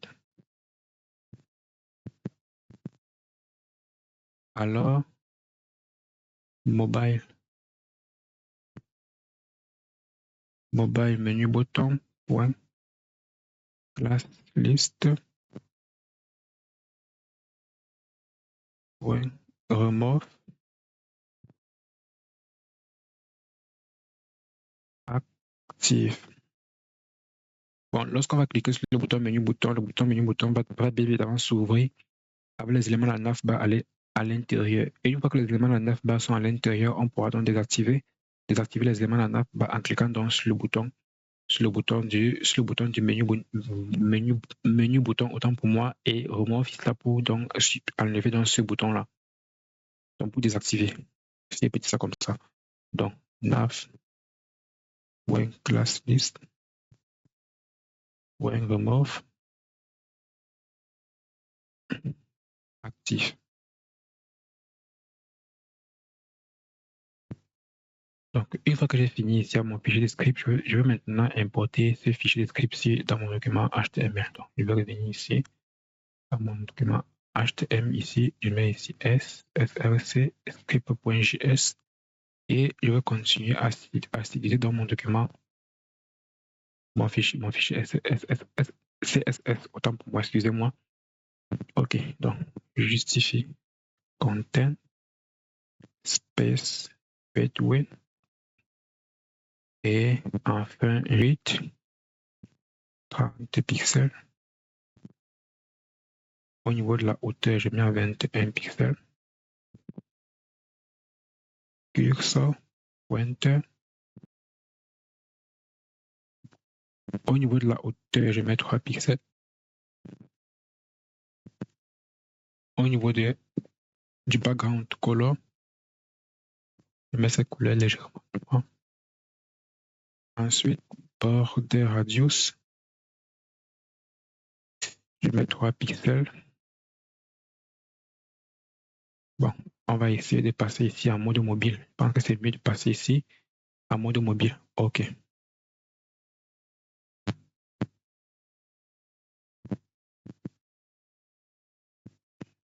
Vous voyez ici que le bouton menu bouton ici a apparu. Le bouton menu bouton ici a apparu. Donc,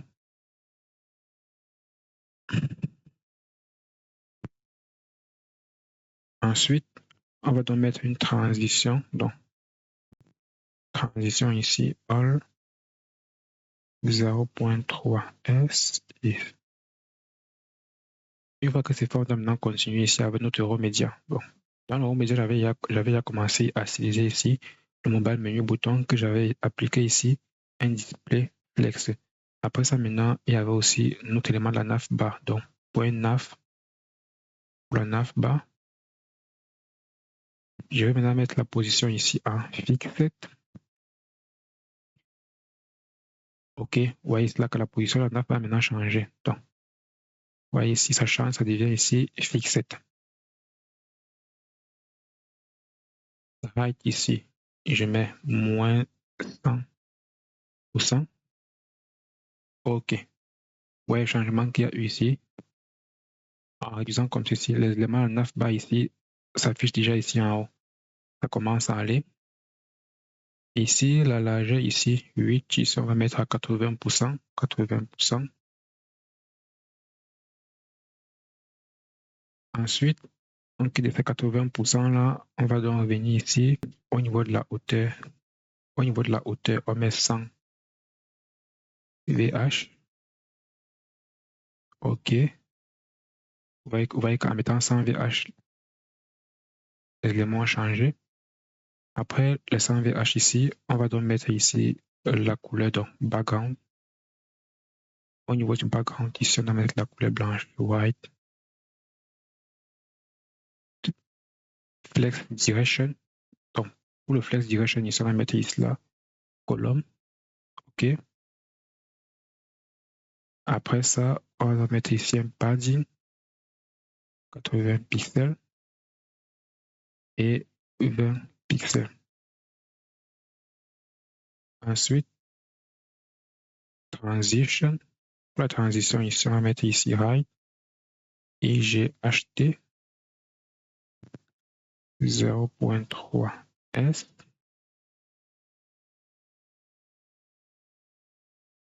Box shadow.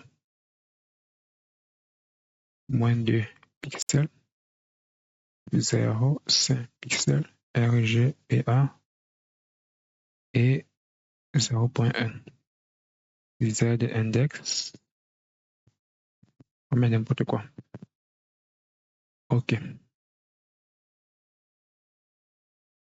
Après ça, maintenant, qu'est-ce qu'on doit faire? Après ça, maintenant, on gemme dans le bouton actif. Donc, on a donc ici point nav, point actif. Dans la nav ici, on pouvait mettre ici un gap, par exemple. Donc, on peut mettre ici, par exemple, un gap de 10 pixels. Et on peut aussi mettre ici un padding de 10 pixels. Si je veux dupliquer ici le padding, bon, on va laisser comme ceci. Vous voyez un peu ici. Donc voici donc ce qu'on obtient ici dans la navbar en cliquant ici. Ouais, donc la navbar ici se ressort. Bon, lorsque j'écarte comme ça, le bouton du menu disparaît parce qu'on va encore essayer de réduire, d'utiliser en fait pour un autre appareil mobile. Donc, en cliquant ici, on a ma navbar qui va s'ouvrir ici. En cliquant, ça va donc se refermer. Bon, ça c'est tout ce que je pouvais dire à ce niveau-ci. Une fois qu'on aura maintenant fait ça, on doit maintenant passer maintenant à la navbar, donc à chaque élément de la navbar à l'intérieur. Donc, navbar A par exemple. Et pour le navbar A, on peut ajuster la largeur ici à 100%, que ça occupe tout l'espace de la navbar. Donc, 100%. Test align. On centralise le test center. OK. Bon. Je mets ici un padding 10 pixels. OK, ça ne change rien. On va donc dupliquer cette nav-ci, comme ceci. On va dupliquer ici en haut. Et on va effacer ici ce gap ici en haut. Pour le reste ici en haut, on va l'effacer comme ceci.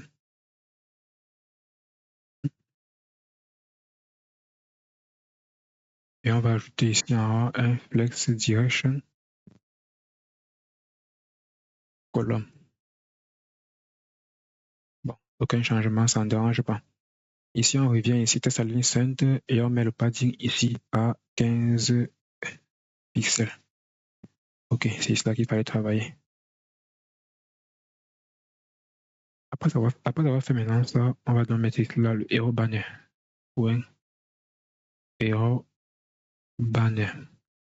Pour le hero banner ici, on va justement ajuster la hauteur ici. On doit mettre la hauteur à 300 pixels. OK, la hauteur ici, on a mis à 300 pixels. Après ça, maintenant, on va s'attaquer maintenant aux différents produits. Donc, on a ici point product grid. Pour le product grid, on va mettre ici grid template colonne 1 FR pour afficher un élément par colonne. Donc, c'est ce qu'on aura ici, un produit par colonne. On va faire pareil ici là pour qu'on puisse avoir ici une catégorie par colonne. Donc, pour le padding ici, je vais laisser à 20 pixels. Et pour le gap ici, je vais laisser aussi à 20 pixels. Ensuite, on va maintenant gérer les catégories grid. Donc, ouais, catégorie grid. On va donc faire la même chose, grid template colonne 1 FR. On obtient ici la catégorie un élément et non 3. Ensuite, on va gérer le padding qu'on va bien évidemment mettre 20 pixels. Et c'est bon. Ensuite, on doit maintenant gérer les catégories cartes. Donc, dans les catégories cartes ici, on va mettre ici la hauteur qu'on doit mettre 300 pixels. Ensuite, on va s'attaquer maintenant sur les newsletter section. Donc, newsletter section ici en bas. Et pour les newsletter section, on voit ici là que les newsletter section ici là, ce n'est pas trop ça. Qu'est-ce que je dois maintenant faire ici? Je dois mettre ici un padding 40 pixels, 20 pixels. OK. On voit que ça s'est réduit légèrement. Ensuite, on va faire une newsletter title. Donc, pour newsletter title, c'est ici en bas. Newsletter title. On va réduire la taille. Font size 1 EM. OK, c'est trop petit. On met 1,8. OK, là c'est mieux. Après le newsletter title, on va s'attaquer maintenant au formulaire. Donc, point newsletter form. Pour le newsletter form, maintenant, qu'est-ce qu'on va faire? Flex direction. On met ici en colonne. OK, là on est bon. Après ça, on doit mettre ici un gap de 10 pixels. Là, on est propre. Et après le newsletter form, on aura maintenant ici newsletter input. Donc, point newsletter input. Pour gérer le newsletter input et le newsletter button, donc on va gérer les deux éléments à la fois. Donc, point newsletter button. On va justement mettre ici la largeur ici. On met bien évidemment 100%. On ne sait jamais. Et au niveau du padding, on met à 15 pixels. OK, on a fini avec ça. On attaque maintenant le footer, puisqu'on voit que le footer ici déborde. Donc, pour le footer, c'est point footer grid. Dans le footer grid, ici, qu'est-ce qu'on fait? On va maintenant faire la même chose, grid template column 1, non, pas un, bon, un FR. OK, pour avoir une colonne sur la page. OK, on obtient ceci. Si je mettais 2 ici, on devait avoir ceci. Un changement, c'est pas grave. Un FR. Au niveau du gap ici, donc gap ici, on met à 30 pixels. Et enfin, test align center. Vous voyez donc, notre centre de test. Ensuite, on a ici le social icon. Donc, pour le social icon, c'est facile. On écrit social icon. Justify content, on met ça au centre. Donc, center. OK. Après ça, maintenant, on a ici le titre. Bon, pour le titre, c'est simple. On va faire cela. Section title. Bon. Section title.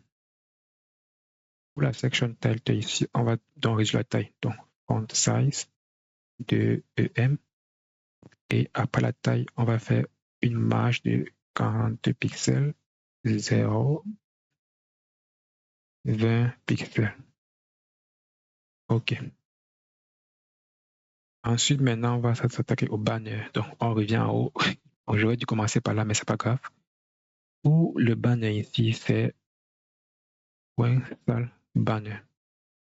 C'est pour gérer dans les comptes de le banner pour la promotion aussi. Bon, pour ce qu'il doit faire, ça, c'est diminuer la taille. Donc, on size 1 EM. OK. Et après ça, je vais mettre le padding ici 15 pixels, virgule et 10 pixels. OK.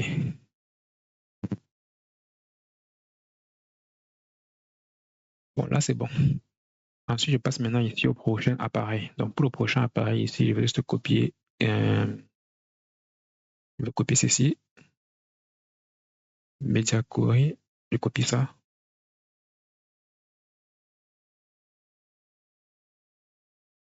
Je colle ici en haut. Media Screen, Anne, 769 pixels et Max Switch 1024 pixels. Pour ceux qui utilisent les appareils 1024 pixels là. On met ça entre parenthèses. OK. Qu'est-ce qu'on doit faire ici? Point product 4, product grid. Produit grid ici, on va mettre ici un grid template, grid template column. Entre parenthèses, on met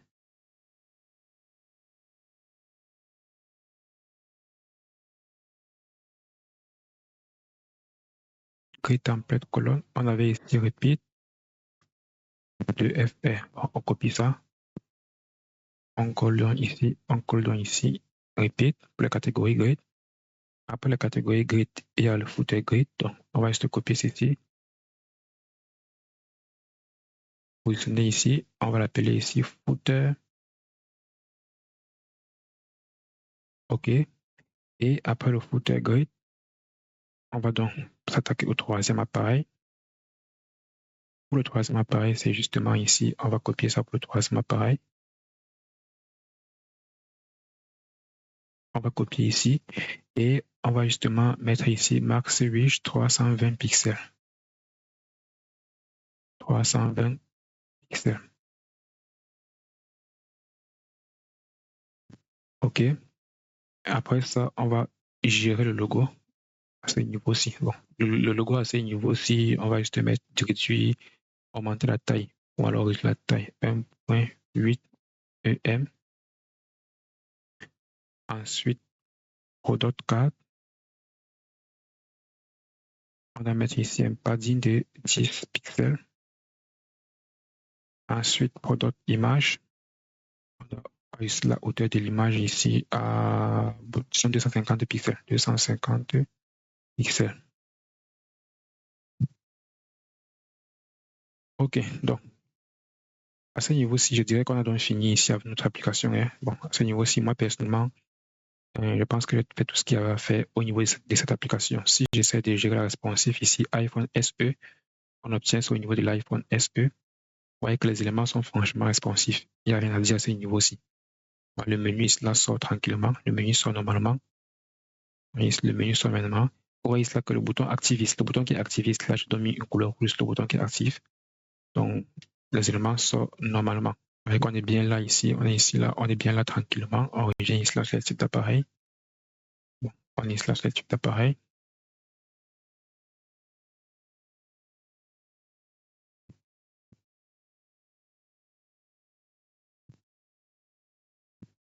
Vous voyez que les éléments, franchement, le site est parfaitement responsif. OK, le site est parfaitement responsif. On est là sur le site qui est parfaitement responsif. Bon, c'était tout ce qu'il fallait faire pour cette vidéo et on se revoit dans la prochaine vidéo pour la création de notre site.